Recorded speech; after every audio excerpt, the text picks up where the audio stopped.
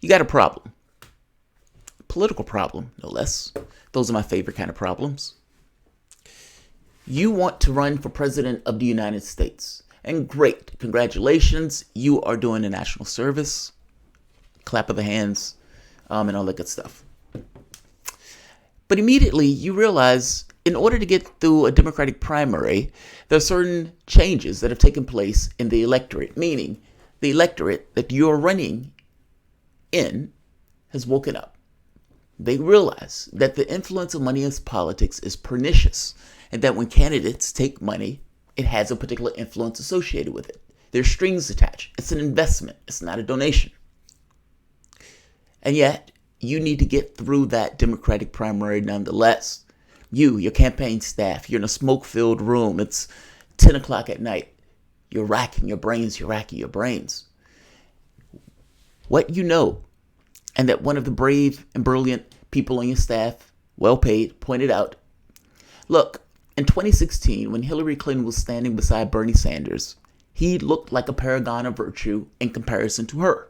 Ultimately, he was powered entirely by the public, who in many months was outright outraising Clinton, who was getting all of the big money in the world, but not necessarily the smaller donations.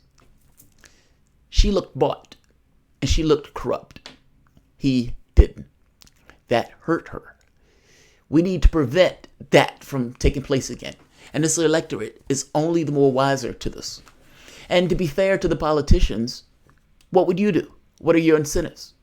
I mean, ultimately, 90% of the races that are won by the side with the most cash. If you are a politician in that process, in a system that is built that way, 90% of the races that are won by the side with the most cash. If you know that, then what do? You try to raise as much cash as possible, because you know that if you can, you have a 90% chance of winning that race. No, that is not a democracy. That is something else. You can also see the tilt from the standpoint of how the cash or how certain special interests that are well funded tilts what is done in the political sphere.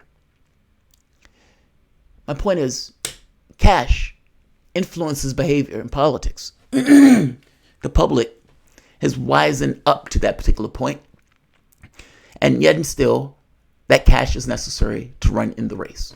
Meaning you are black labeled with it or have a red mark on you for it. By the same token, you need the cash to run. How do you do it? How do you get out of the primary? And you know that Bernie Sanders is going to be in that primary. One of your other people kind of mentioned, well, look, the moment that you get out of the primary, nobody is going to complain about the cash. The candidate says, what do you mean? Interested. He says, well, they will have nowhere else to go, right?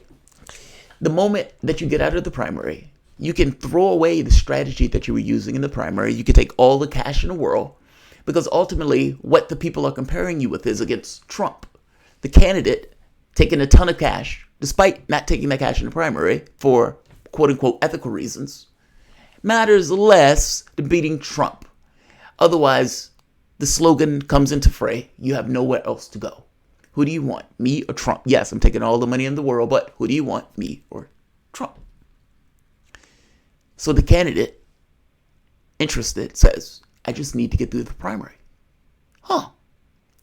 So we just need a strategy to get us out of the primary, whereby which we could take all the money in the world and we will get a pass on it. Yes. And immediately at that point, they're looking for a political answer to what is supposed to be an ethical dilemma, meaning the influence of cash in politics and in politicians. They come up with an answer. And when asked, why did you take money before if it's so bad for you to take money? Meaning, why did you evolve on this issue? If it was really bad for you to take that cash beforehand, meaning in the previous races that you ran, but now you're saying there's a problem with it, why is it okay? Why was it not okay for you to take it then? She needs to explain her evolution on not taking big money. Your campaign staff comes up with an answer. When asked, you say this. And I'm just going to be blunt. I do not believe in unilateral disarmament. We got to go into these fights, and we got to be willing to win these fights. So this just applies to the primary. Like, were you to get the nomination, or anyone else to get the nomination, like, just raise all the money you can, however you can. Yes. Now, the but was her answer, and the answer that the campaign staff came up with. It's the political solution. They're going to be people who are on my wavelength, people who like me, people who support me, and they're going to be people who genuinely buy into whatever I say because they're on my wavelength. So even though it doesn't quite make all that much sense, if it's a problem in the primary, why won't it be a problem in the general election? It doesn't quite make sense. Chris Hayes then asks the very next answer, or the very next question, is it possible that you're doing this because you just need to get through the primary? Nobody ever asks that very basic question. It's a political answer to get from point A to point B. And Elizabeth Warren has just been called on this very specific thing. Ed Rendell torching Elizabeth Warren. Why? Because Elizabeth Warren was attacking Joe Biden at one of a fundraiser, going to a big donor fundraiser. And Ed Rendell says, oh, it's the definition of a hypocrite. Welcome to the Soapbox.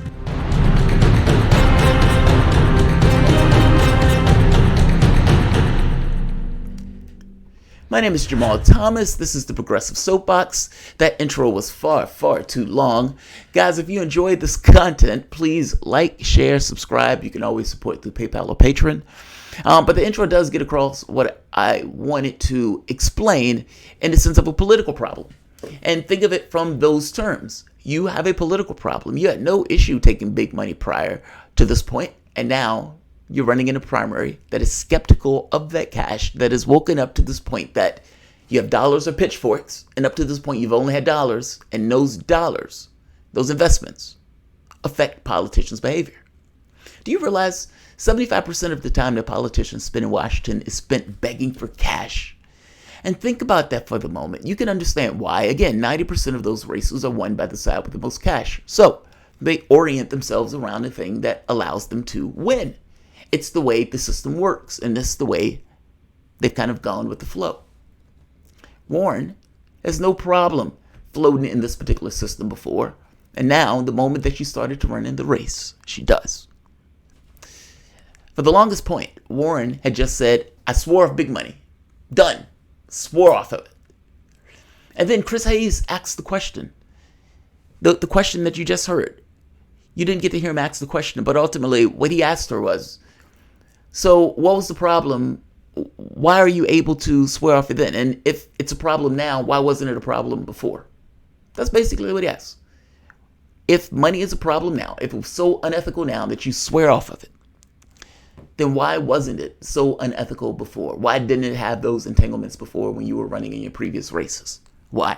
Now, he should have asked that question a bit differently, in more of a condemnative tone, I think, especially after her answer. But I'm going to give you her answer again, just so you hear it. It's not me making it up. I'm just going to be blunt. I do not believe in unilateral disarmament.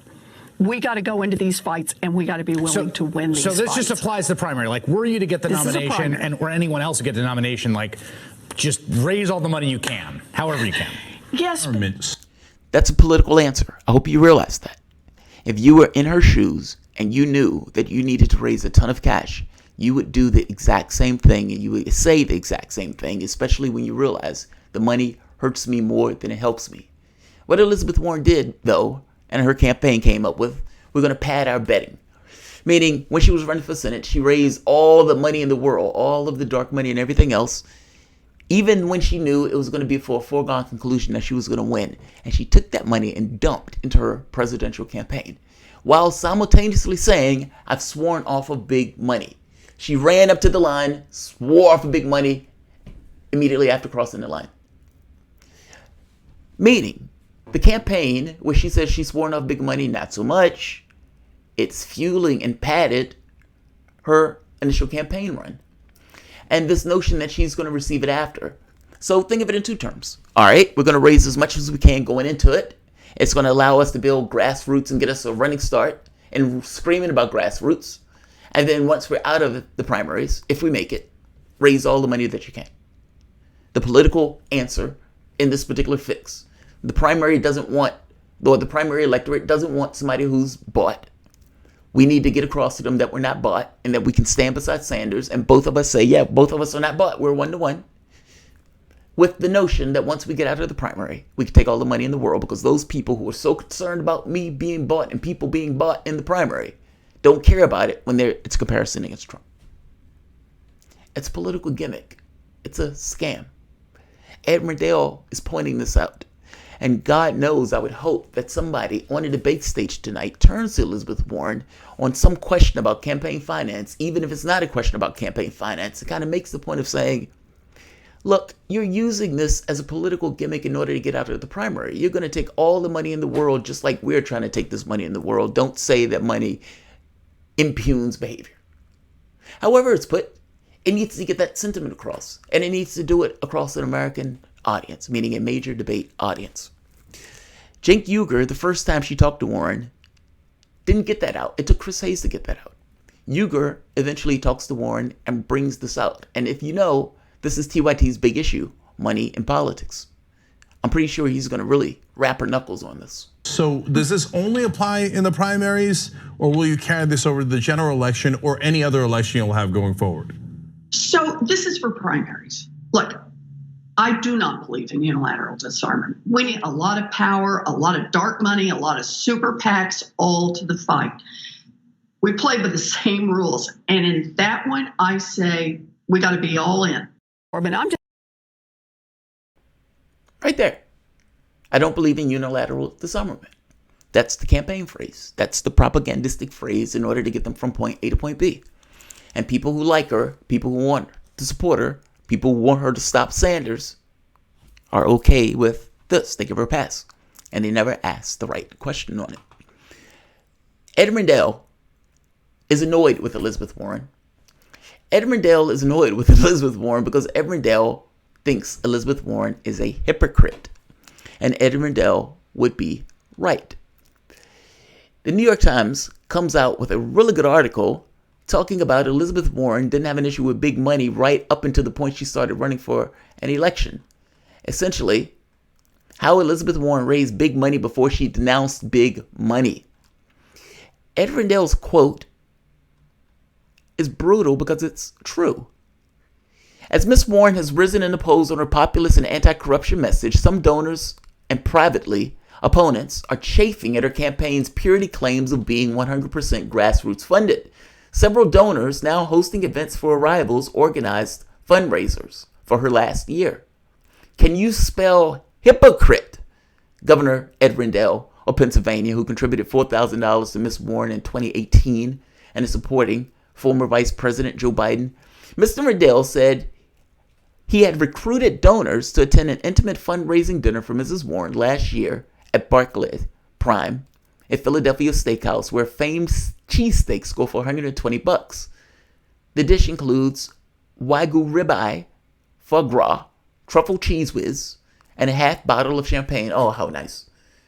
He said he received a glowing thank you letter from Mrs. Warren afterwards. But when Rendell co-hosted Mr. Biden's first fundraiser this spring, Mrs. Warren campaign sent brickbats deriding the affair as a swanky private fundraiser for wealthy donors, the likes of which she now shuns. She didn't have any trouble taking out money the year before, Mr. Rendell said. All of a sudden, we're the bad guys and power brokers and influence peddlers. In 2018, we were wonderful. What year is this? This is 2019. Oh, right. That was just last year. She's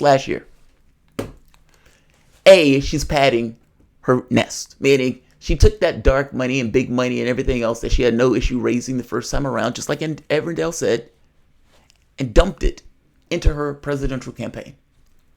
After dumping it into her presidential campaign, she says, I am now 100% grassroots funded. And she says, I no longer take that big money. I am pure, just like Bernie Sanders here. And bristled at any notion that she wasn't. Missing the point that she's feathering her nest. And in that time, she makes up an argument that for the most part, people let ride until Chris Hayes asks the question. Wait, this is only for the primaries? In which case now she needs to explain why it's okay to take all of this money in the general, but that she's not going to do it in the primary, as if the big money somehow stops her from making a grassroots movement in the primary. It doesn't. The argument doesn't make sense. Nobody pushes on the argument. And so she skates on. I am building a grassroots movement. I am 100% grassroots funded. But yes, when I get out, I'm going to raise all the money in the world. I'm going to go gangbusters. Ed Rendell doesn't like that. He's annoyed by that. Because Ed Rendell knows this is for show. This is for optics. You want to stand beside Sanders with a 1-to-1. You guys are not a 1-to-1. Feathering her nest. Beyond feathering her nest, now gets a grassroots thing, so she gets her fundraisers up and running. And with this notion of standing beside Sanders with this kind of 1-to-1 thing, they're skating around the edges. Like for example, in one of the cases, a billionaire, Jarviston, paid for her voter files for the DNC. Now, her argument is, well, look, it wasn't me that directly paid for the voter file or that reached out to him to get that. It was somebody on my staff. This year, Jarviston also donated money to the Democratic National Committee on Mrs. Warren's behalf, as first reported by BuzzFeed, to help her campaign purchase information about voters. She was not solicited directly by Mrs. Warren. But that still means that you have this kind of investment by big donors buying something on your behalf.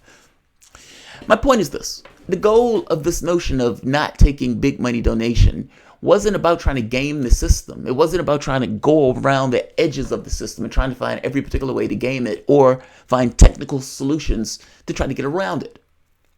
Are you funded by big money or not? Do you believe that big money corrupts the process, or don't you? When Sanders says he's not going to take it, he's not going to take it, whether you're talking about the primaries or whether you're talking about in other elections. That's not true for Warren. And if that's not true for Warren, you have to ask yourself, what does that mean? Ed Rendell is right to deride from Warren for this because he realizes that she's only doing this to stand beside Sanders for a political reason, that it hurts her to receive big cash like this in a primary that has gotten very critical and skeptical of candidates who are receiving big cash. I love the fact that Ed Rendell is pissed off and gristled at this. One last point.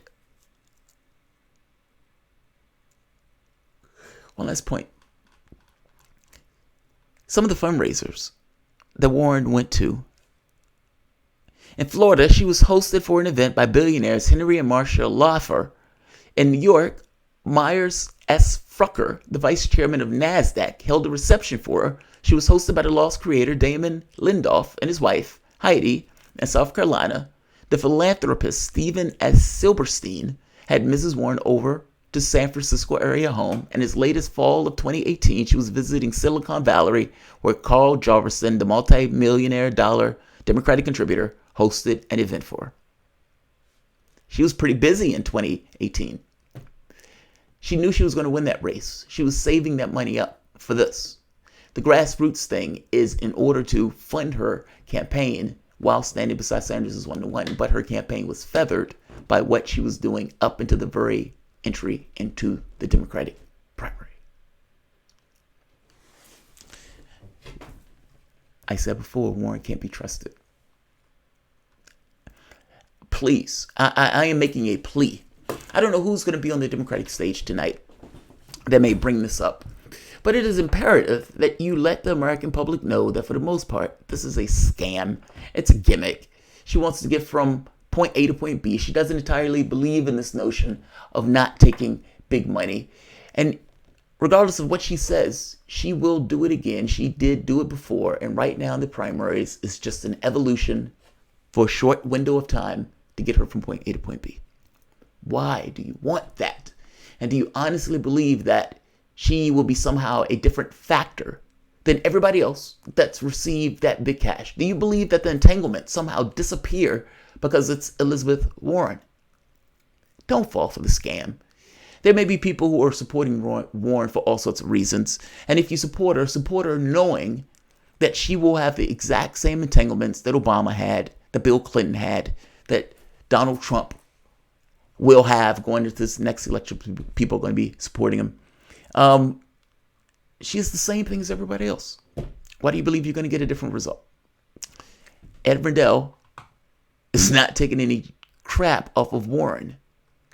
And I would ask you to think as opposed to falling for what she is pushing here.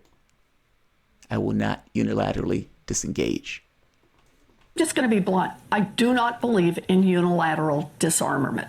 We got to go into these fights, and we got to be willing to win these fights. So this just applies to the primary. Like, were you to get the nomination, or anyone else to get the nomination, like, just raise all the money you